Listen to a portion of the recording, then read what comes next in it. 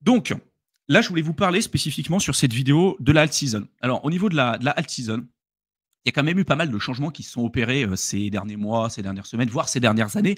Et il y a eu ce qu'on appelle un effet Trump, parce qu'on a quand même le président de la plus grande puissance mondiale qui a lancé son même coin sur Solana. Donc évidemment, ça a propulsé Pump Fun vers des nouveaux sommets en termes de volume, en termes de lancement de nouveaux projets, etc., etc. Il y a eu des résultats et des rendements qui ont juste été extraordinaires pour ceux qui détiennent la plateforme, évidemment. Et donc là, il y en a eu beaucoup qui ont utilisé ce modèle-là pour lancer encore tout un tas de shitcoins.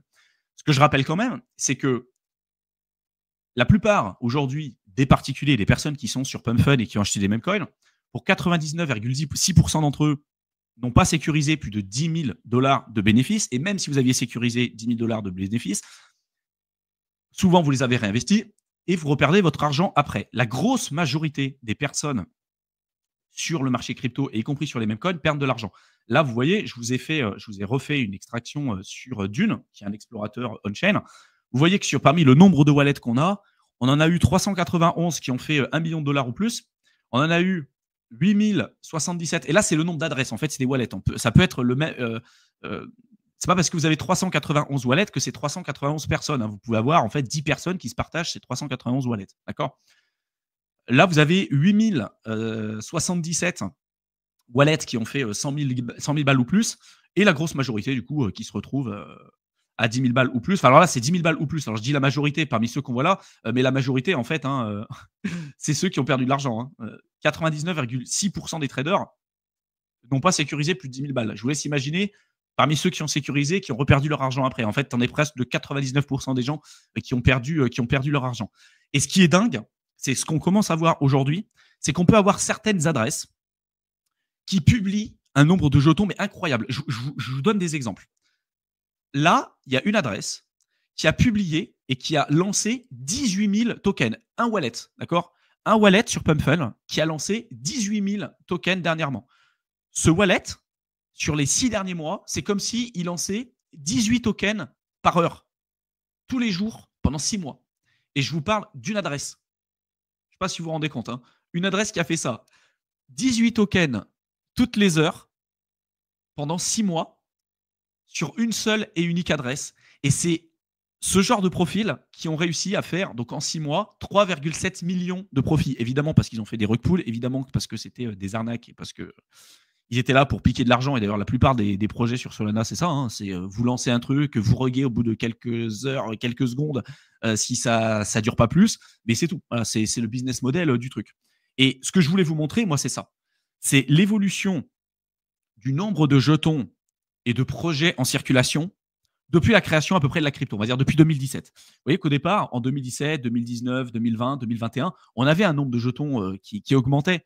Et regardez quand même depuis ce cycle, en fait, l'évolution. Et regardez sur Solana le nombre de jetons qui sont lancés. Pour vous donner un ordre d'idée, c'est comme si tous les jours, tous les jours, on lançait à peu près 55 000 jetons. C'est-à-dire que tous les jours, il y a 55 000 nouveaux tokens qui sont lancés sur Pump Fun, et que sur Pump Fun. Je prends que Pump Fun. Des launchpads et tout, il y en a plein. Donc juste sur Pump Fun, c'est 55 000 tokens qui sont lancés tous les jours. Toutes les semaines, c'est à peu près 1 million de nouveaux jetons qui sont référencés juste sur des sites comme CoinMarketCap, CoinGecko, etc. Et regardez l'évolution du truc. On est en train d'avoir une dilution extrême des projets. Alors, avec plus de 99,9% des projets qui sont des saloperies sans nom, qui n'évolueront pas et qui sont juste des arnaques, en réalité, des Ponzi ou ce que vous voulez. Mais ça remet quand même en perspective un certain nombre de choses. Pourquoi ? Parce qu'en 2017-2018, en alt season, la alt season, il y avait un peu moins de 3000 jetons. D'accord ? 2013-2014, on était à 500 jetons, un peu moins de 500 jetons. 2017-2018, évidemment, ça a explosé parce qu'on a eu toutes les ICO avec les ERC20, avec Ethereum, etc. 2020-2021, on était à peu près une centaine de milliers de jetons. Il y a eu un moment donné, en pleine alt season, on était monté peut-être à un peu plus d'1 million. Là, aujourd'hui, et puis au plus haut du cycle, là, aujourd'hui, la alt season, entre guillemets, n'a pas vraiment encore eu lieu, d'une certaine manière. On est à plus de presque 37 millions de jetons. 37 millions de jetons. Je ne sais pas si vous vous rendez compte de la dilution et de ce que ça représente. Pour moi, c'est une dynamique qui va encore s'accélérer. Je pense que là, on n'est pas encore atteint le sommet. Il est tout à fait possible qu'on atteigne les 50, 60, 70 millions de nouveaux jetons total à référencer peut-être sur CoinMarketCap et être partout sur le cycle. Et donc là, la question à se poser, c'est de se dire, euh, alors oui, la plupart des projets, c'est des grosses scams, mais qu'est-ce qui va changer? Qu'est-ce qui va faire que les liquidités vont aller se parquer sur votre jeton en particulier, sur votre projet, même celui qui a un fort fondamental, ou que vous pensez avoir un fort fondamental par rapport à tous les autres? C'est une vraie réflexion et j'ai pas la vérité là-dessus, hein, d'accord, hein, c'est un sujet que j'ai avec vous. Et il y a beaucoup de personnes en ce moment qui, avec ce genre de prérogatives-là et avec ce genre d'observation, de se dire en fait, il y a tellement de jetons, c'est tellement dilué, on a un narratif qui arrive et c'est de dire qu'au final, il n'y aura pas d'alt-season. On a par exemple celui-ci qui dit c'est pourquoi il n'y aura jamais une alt-season comme ce qu'on avait connu par le passé, parce qu'en fait, on a eu une dilution et on continuera d'avoir une dilution trop importante avec le nombre de jetons. Il y a trop de tokens. Le capital, il va être trop disséminé de partout et au final, il y aura peut-être un petit pump, mais globalement, ça sera tellement peu localisé que ça ne sera pas intéressant pour beaucoup de personnes. Il y a beaucoup trop de grid. La plupart des projets, c'est que des pump and dump et que l'utilité, le fondamental, en ce moment, ça vaut clairement plus grand-chose. Et la plupart des personnes aujourd'hui sont pas en train d'acheter un altcoin pour révolutionner le monde, etc. Ils sont juste en train d'acheter un projet pour espérer devenir riche et en général, ils se font rug pull. Donc ça, c'est un premier tweet. Le deuxième tweet, c'est pareil. Hein. Il n'y aura pas une alt season, pas en 2025. L'industrie a changé, c'est permanent. Le niveau et on va dire la vitesse à laquelle les coins sont produits chaque jour, ça n'arrête pas d'augmenter. Le train va vers qu'une seule et unique direction. Alors, il met un ballon, c'est l'explosion d'une bulle. Autre tweet, Murad, que je vous avais présenté, hein, qui est celui à l'origine du super cycle des mêmes coins, qui dit il n'y aura pas une alt season, pas en 2025. L'industrie a changé de manière permanente. Et si vous regardiez son tweet un petit peu plus bas, il explique que, évidemment, l'industrie a changé. Évidemment, l'industrie ne sera pas comme ce qu'on a connu avant. Et qu'évidemment, les projets qu'il a en portefeuille avec le super cycle des mêmes coins ira bien, fonctionnera bien. Donc, il n'y aura pas de problème. Donc, c'est toujours un peu la même chose. Et pour moi, dans le fond, je ne suis pas là en train de critiquer, de se dire qu'il n'y a pas de changement. Évidemment, il y a des changements, il y a des questions à se poser. Mais attention au pessimisme ambiant. Moi, je reste convaincu qu'il y aura une alt season. Je reste convaincu qu'il y aura des belles performances. Par contre, en effet, tous les projets ne redépasseront pas leur précédent plus haut, mais ça, c'est pas nouveau. Qu'il va falloir être encore plus sélectif sur les projets qu'on a en portefeuille, parce qu'a priori, le projet que vous avez, qu'est-ce qui va permettre de le différencier d'un autre projet en crypto?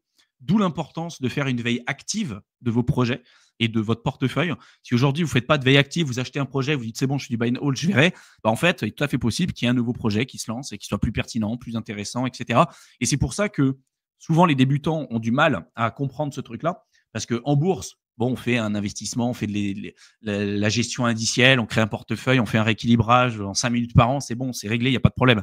En crypto, à part si on investit sur du Bitcoin et peut-être de l'Ether, on peut se permettre de faire du buy and hold sur plusieurs années. Et a priori, si vous êtes là aujourd'hui, c'est que vous ne faites pas que du buy and hold sur du Bitcoin et de l'Ether et que vous avez pas mal d'alt. Et vu que ça change énormément, bah, vous devez en fait suivre ce qui se passe. Et soit vous le faites vous-même, ce travail, soit vous vous faites accompagner, et c'est ce qu'on fait aussi dans notre programme d'accompagnement avec Mickaël, c'est-à-dire que le travail de veille, de suivi, de portefeuille, etc., tout ça, nous, on le fait parce qu'on le faisait déjà à titre personnel, donc on vous le partage et ça vous fait gagner du temps. Mais c'est hyper important et je pense que plus on va avancer, plus il va falloir être vigilant, plus il va falloir être sélectif des projets qu'on va avoir en portefeuille. Et même Sizi hein, le disait, alors ça je vais l'enlever, donc le fondateur de Binance qui disait « Stick with fundamental ». Time will be on your side, donc le temps sera de notre côté, parce que souvent, et c'est ce qu'on observe, c'est que des projets qui développent en bear market, qui sont pas là juste pour faire un cash grab hyper rapidement et tout, c'est peut-être pas forcément les projets qui vont évoluer tout de suite. Regardez, même l'Ether, hein, c'est pas le projet qui a eu les plus belles perfs durant ce cycle. Par contre, fondamentalement, il y a quand même des choses super intéressantes là-dessus. Mais il y a un moment donné où ça se rattrape. Parce que des projets qui se développent quand la plupart des gens se sont fait rincer sur le marché, au bout d'un moment, l'argent va venir se reparquer dans des projets qui fondamentalement tiennent la route. Et regardez les baleines aujourd'hui, les baleines, les gros fonds, qu'est-ce qu'ils font avec l'argent? En ce moment, ils sont en train d'accumuler, par exemple, de l'Ether. Ils ne sont pas en train d'accumuler du Solana ou d'autres projets parce qu'il n'y a peut-être pas encore les infrastructures avec les ETF, mais la plupart sont en train d'acheter de l'Ether. Et je vous ai refait là une autre extraction sur PumpFun qui vous montre que voilà, il y a 55 000, presque 56 000 nouveaux projets qui sont lancés chaque jour. C'est énorme. Vraiment, c'est monstrueux. Et donc, forcément, qu'il y a des questionnements à avoir. Et de se dire, la all season qu'on va avoir, est-ce qu'elle va être menacée ou non par une offre excessive de tokens et par une demande en déclin? Parce que si on dilue à chaque fois la demande à l'époque, par exemple, quand tout le monde s'intéressait au même coin, il y en avait quelques-uns qui se lançaient, il n'y avait pas autant qu'aujourd'hui. Aujourd'hui, vous voulez acheter un Memcoin, vous avez un choix, mais qui est monumental. Vous imaginez le nombre de projets qui sont lancés tous les jours? C'est monstrueux. Et d'autant plus que même les projets qui ont eu les plus belles perfs ont eu des corrections énormes. Là, je vous ai montré tout à l'heure des chiffres au début de ce live. Des gros projets, même Dog with Hat, Popcat, etc. C'est des projets qui ont pris 90-95% de volatilité à la baisse depuis 1 mois et demi, 2 mois.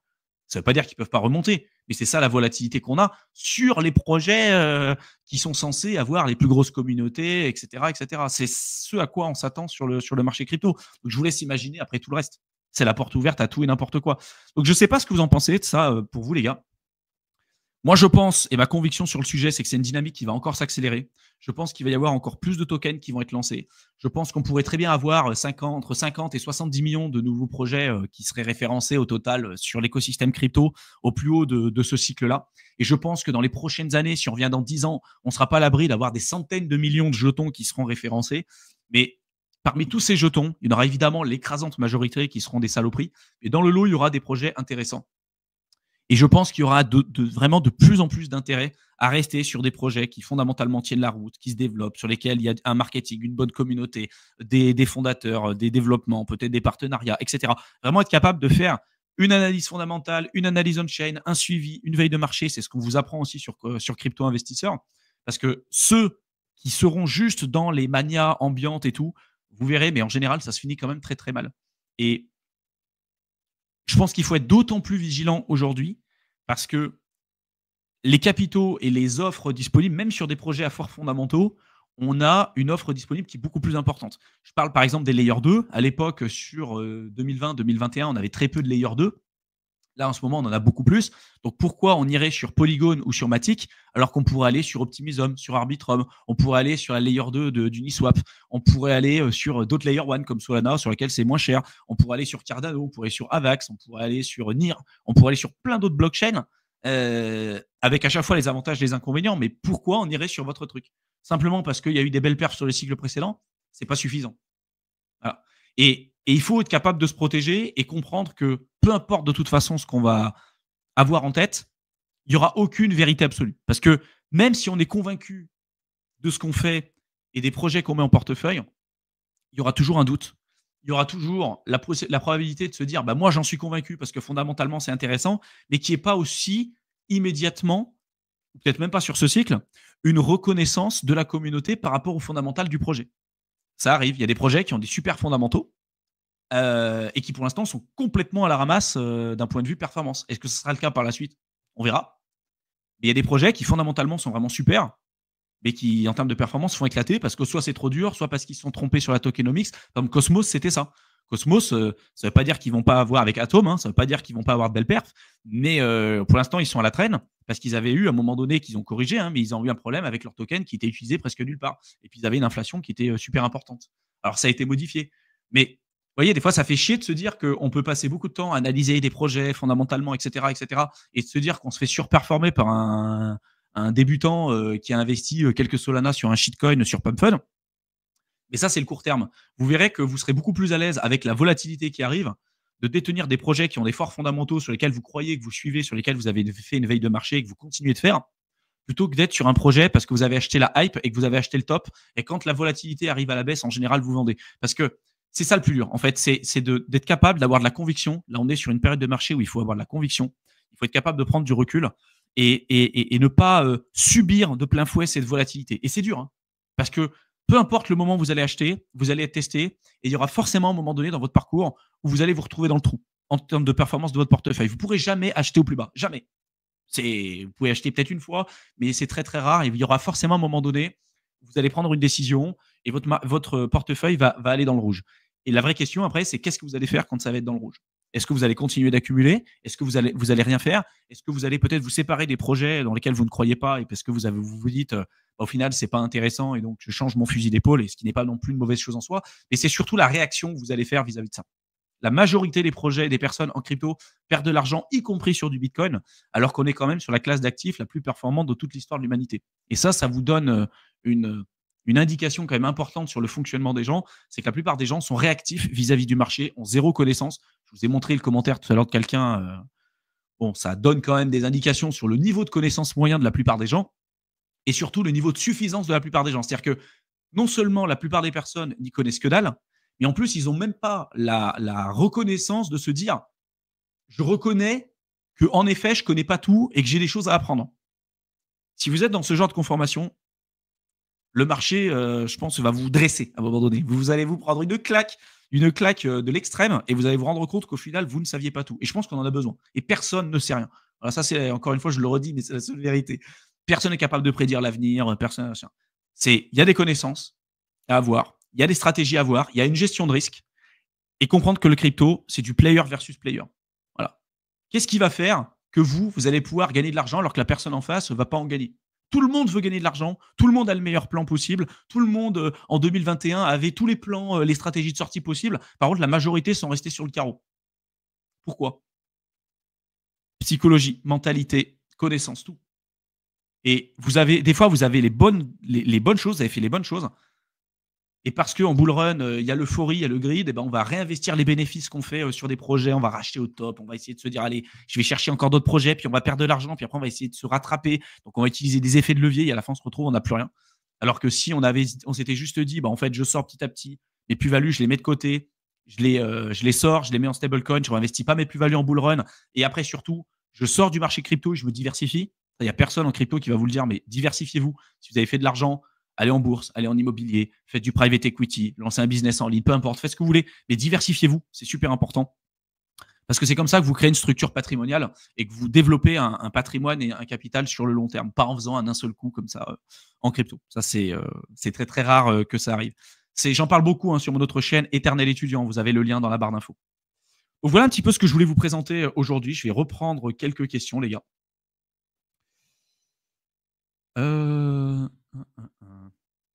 Vous me direz si vous êtes d'accord avec moi, pas du tout. Alors là, il y a une réponse intéressante. Matt qui dit en 2025, le fondamental ne paye pas. Il faut s'adapter et suivre la hype. Le seul à garder pour le long terme, c'est BTC. Et c'est une dynamique qu'on voit de plus en plus. En fait, la plupart des gens n'achètent pas du BTC au départ, font full alt, se font éclater.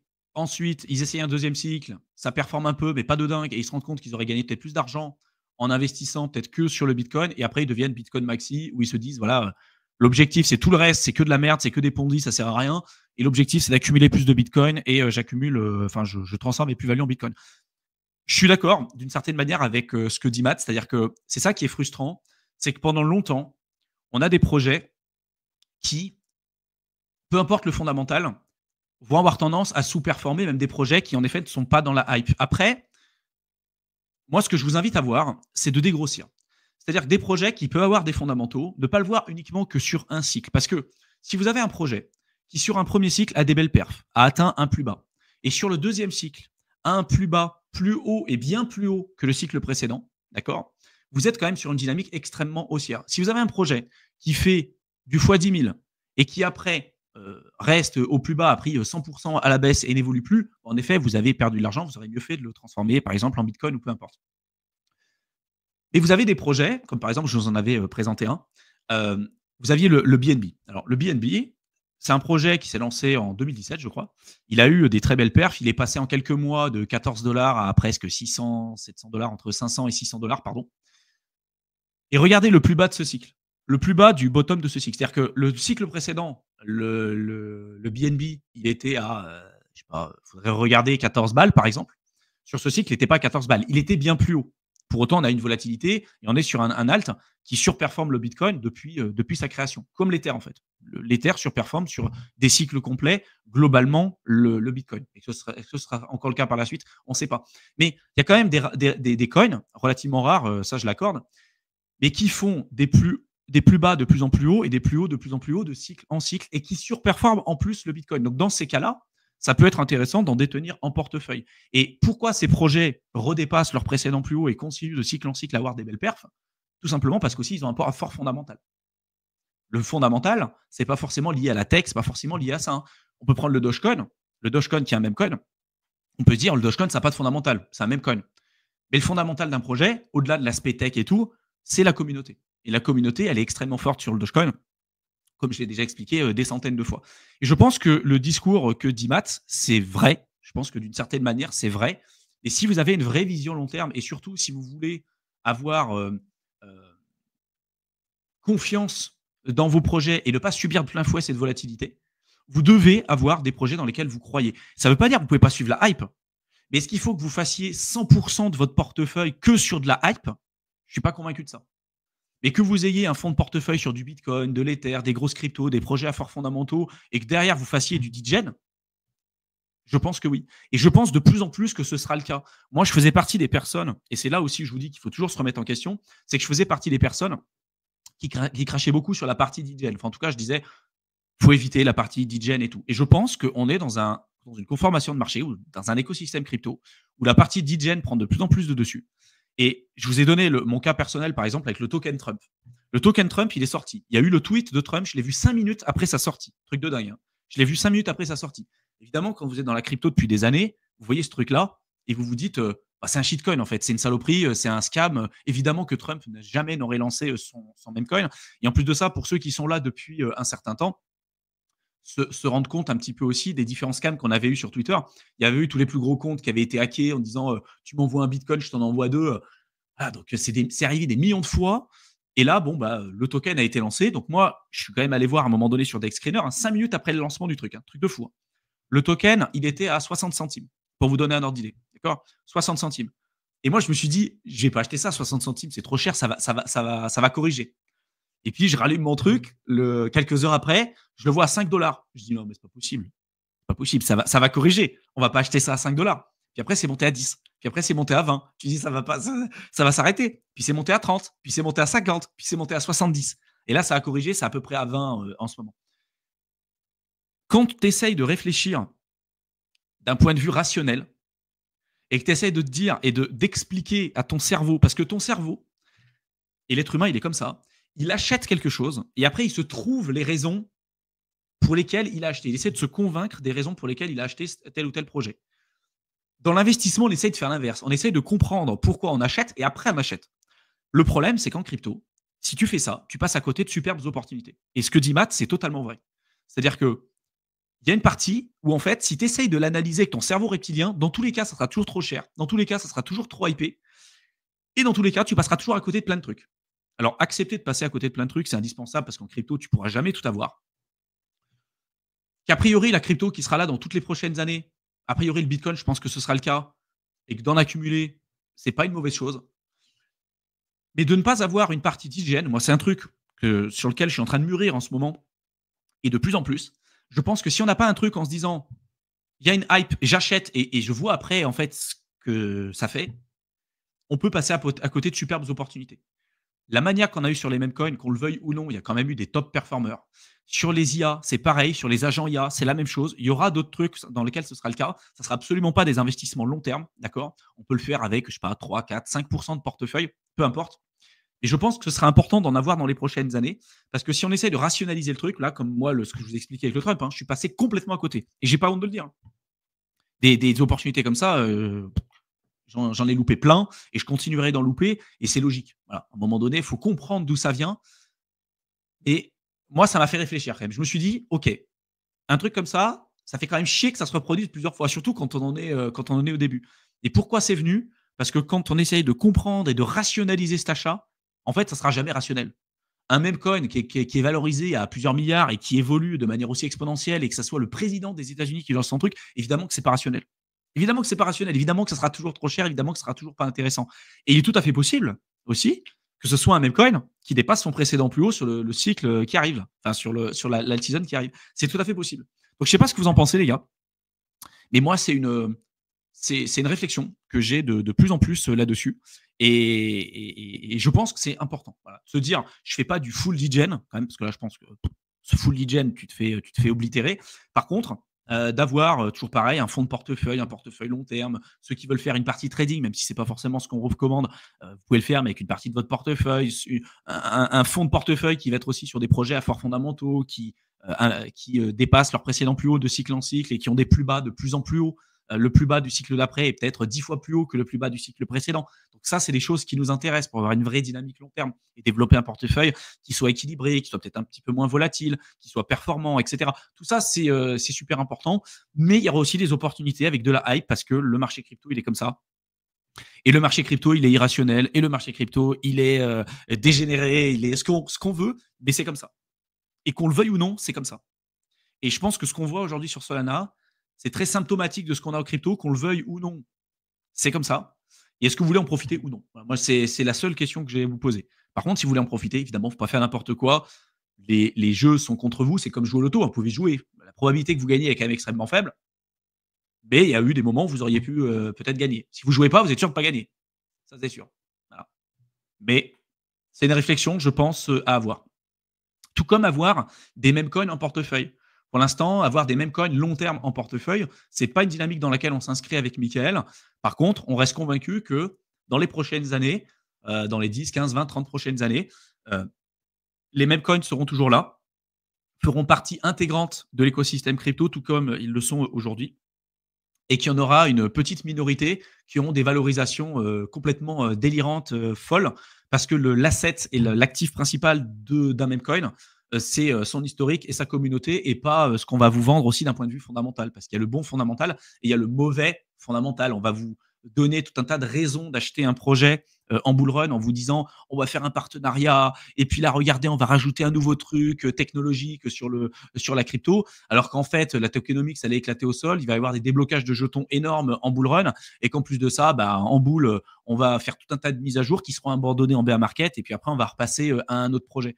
Parce que c'est ça aussi, c'est qu'on va essayer de donner une raison aux gens d'acheter un projet et d'augmenter leur niveau de perception de prix en se disant ah ben oui mais attends, j'ai acheté ce projet là en crypto, mais ils ont fait une mise à jour.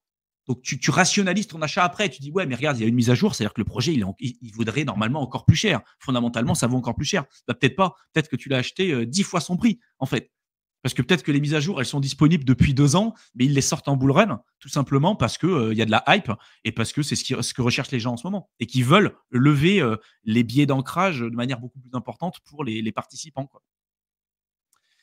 Donc voilà, c'est une vraie réflexion à avoir, et je suis en partie d'accord avec ce que dit Matt. Je pense que c'est intéressant le fondamental. Se baser que sur du fondamental, je pense que c'est une erreur aussi. Je pense qu'il faut suivre les narratifs. Si tu achètes des projets à forts fondamentaux, mais que c'est des projets à forts fondamentaux, mais qui n'intéressent personne et qui ne sont même pas dans les narratifs du moment, tu auras beau faire ce que tu veux, ton projet, il ne servira à rien, hein. S'il n'y a pas de reconnaissance, il n'y aura pas de reconnaissance.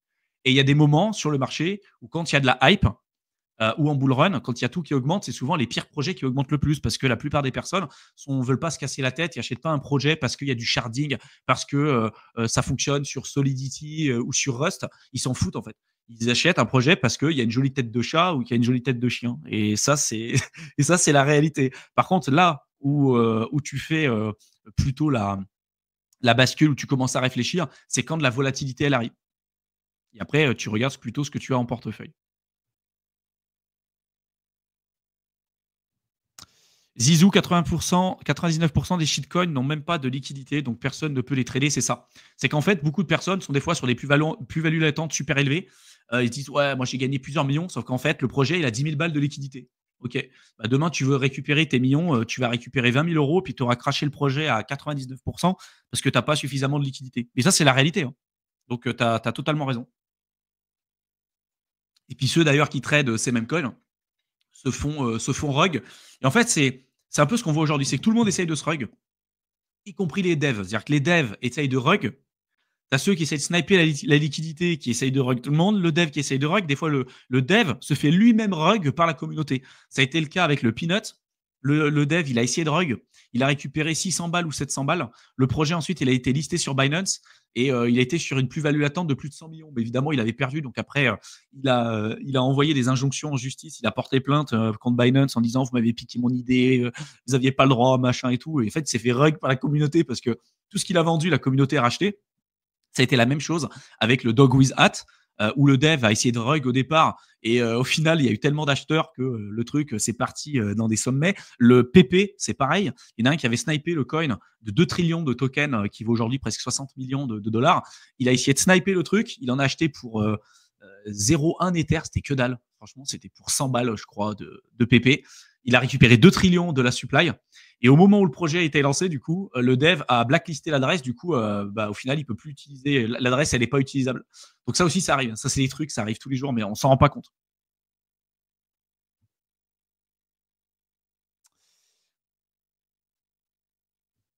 Sparrow qui dit ouais, en fait, il y a effectivement un nombre affolant de cryptos en plus, mais cette histoire de dilution des liquidités, c'est en partie faux, car 99% des nouveaux tokens et des mêmes des. Alors, je pense que ton truc c'est pas terminé, car 99% des nouveaux tokens et des mêmes sont des trucs pas tradables. Il ne faut pas oublier qu'il y a plus de liquidités qui rentrent aussi, en effet. Donc, en fait, c'est une question. En fait, là, je n'ai pas de vérité non plus. Hein. C'est une question à voir. Je pense qu'au vu de ce qu'on observe, et que si on prend les 36 millions de tokens, en effet, je suis d'accord, hein, que la plupart des projets, on regarde leur durée de vie, ça va être quelques heures, voire quelques jours, et que la plupart n'existent plus. Mais simplement, en fait, c'est un peu comme sur les réseaux sociaux, c'est une dilution de l'attention. C'est beaucoup plus simple sur YouTube de se faire entendre en 2017, 2018 ou même au tout départ en crypto parce qu'il y avait très peu de participants et donc au final, tu avais le marché en fait pour toi tout seul. Plus ça avance, plus tout le monde essaye de faire des titres putaclic pour attirer l'attention. Et en général, ceux qui attirent l'attention, c'est ceux qui font les sujets les plus putaclic et pas forcément ceux qui ont les meilleures compétences ou les meilleurs résultats. Quoique, il y a quand même aussi des personnes qui ont du contenu qui est aussi très intéressant. Mais il y en a quand même beaucoup qui racontent aussi n'importe quoi. Donc, je suis d'accord avec ça. Et c'est toujours une question de compétition, si tu veux, par rapport à l'attention, quoi. Et je pense qu'il faut en avoir plus, mais pas forcément que lié, tu vois, au même coin, parce qu'aujourd'hui, la plupart des projets qui sont lancés, c'est des mêmes coins. Mais même sur des projets à fort fondamental, tu vois. Des Layer 1, pourquoi on irait sur ta Layer 1 alors que des Layer 1, il y en a une cinquantaine aujourd'hui. Tu vois, d'où vont venir les capitaux? Une Layer 2, c'est pareil. Pourquoi on aurait besoin d'un énième DEX? Pourquoi on aurait besoin d'un énième wallet? Pourquoi un token sur un wallet? Tu vois, en ce moment, avec les fee switch, on commence à voir Uniswap qui commence à dire on va donner une utilité à notre token autre que la gouvernance, parce que la gouvernance avec les DAO, c'est quand même sacrément du bullshit aussi. Mais de se dire, je vais donner une utilité avec le fee switch pour récupérer des frais, je vais lancer le layer 2, un wallet et tout, on comprend pour les holders du token, mais pour l'écosystème crypto, il n'y a aucun intérêt d'avoir un énième wallet, d'avoir une énième layer 2, tu vois. Et moi, c'est ça le truc, c'est que je me dis que même sur des projets qui ont des forts fondamentaux, quel est l'avantage concurrentiel? On est, en fait, en crypto, pour la plupart des projets, si tu exclues le Bitcoin, c'est comme si tu investissais dans des startups, globalement. Hein. La plupart, il y a une fondation, même Ethereum, c'est un protocole, on est d'accord, mais il y a une fondation, il y a un leader, il y a eu un pré-mine, il y a eu plein de problématiques aussi avec Ethereum. Il y a eu un hack en 2016 avec The DAO, avec la communauté Ethereum classique, Ethereum qu'on connaît aujourd'hui. Bon, tout n'est pas acheté, même sur Bitcoin, il y a eu des hacks au départ. Hein. Ceux qui disent Bitcoin ne s'est jamais fait hacker, c'est gros bullshit. Hein. Il y a eu 2 hacks. Hein. Il y en a eu un en 2010. Il y a eu un rollback de chain. Il y en a eu un en 2017, si je ne me trompe pas, où c'est un bug et un développeur de Bitcoin Cash qui a dit attention les gars, là on peut minter autant de Bitcoin qu'on le souhaite. Ça a été patché avant que ce soit utilisé. Mais il y a eu des problèmes sur Bitcoin aussi. Voilà. Moins que sur les autres. D'accord. Mais aucun système est parfait. Et donc, moi, j'essaie toujours de me poser la question quel est l'avantage concurrentiel et pourquoi ce projet-là par rapport à d'autres. Et un peu comme ce qu'on ferait en fait sur une startup, hein, d'une certaine manière. Si tu investis un peu, si tu fais du private equity, c'est ça. Hein. Pourquoi on irait dans ta boîte qui fait du vélo alors que tu en as des millions aujourd'hui qui font du vélo? C'est quoi ton avantage? C'est quoi ta cible? C'est quoi ton audience? C'est quoi ton produit? C'est quoi que tu essaies de proposer, quoi? L'avantage concurrentiel pour beaucoup de projets, c'est simplement parce qu'ils ont été lancés plus tôt. Et ça a été les premiers à se lancer. Je pense qu'Ethereum se lancerait aujourd'hui, ça serait un shitcoin complet. Hein. Personne ne l'utiliserait. Hein. Trop cher, plein de problèmes et tout. Et pourquoi ça utilise aujourd'hui? Parce que la plupart des projets sont dessus, la plupart des innovations ont été dessus et sont encore dessus. La plus grosse commu est là, il y a Vitalik, il y a machin, ce qu'on veut. Mais tu lancerais, même Bitcoin, tu lancerais un Bitcoin aujourd'hui avec ce qu'on connaît, ça serait un shitcoin. Hein. La réalité, c'est ça. Hein. Et pourquoi aujourd'hui Bitcoin est autant convoité? Parce qu'on a eu l'historique, parce que tu peux forker le code, mais tu ne peux pas forker la communauté. Et il y a tout l'historique, tout ce qu'on a connu, la résilience de ce projet, etc. Le fait qu'il a été lancé dans des circonstances comme ça, qu'on ne connaît ni le fondateur, qu'il n'y a pas eu de pré-mine et tout, c'est quand même des conditions qui sont uniques. Et ça, pour moi, ce n'est pas possible d'être remplacé. Et d'ailleurs, on a eu besoin d'avoir ça pour développer tout l'écosystème crypto. Quoi. Vous êtes parmi les youtubeurs français, je ne suis que vous, et Tammy parmi tous. Bah, merci Lamine, merci à tous pour tous ceux qui nous encouragent, ça fait plaisir. Vous êtes plus de 440 en live, commentez, partagez, retweetez, faites péter la barre des likes, vraiment, ça nous aide énormément. Je vais regarder sur YouTube combien on a de likes là sur la vidéo. Si je vous dis ça, c'est vraiment que ça nous booste dans l'algo, hein. C'est hyper important pour nous. Vous êtes presque 300 sur YouTube, il y a à peine 100 likes. Allez les gars, faites péter la barre des likes, ça nous encourage et ça nous aide beaucoup à continuer d'être là pour vous dans des périodes comme ça où c'est pas facile non plus, hein, parce que on a aussi pas mal de choses à faire, hein, je pense comme vous.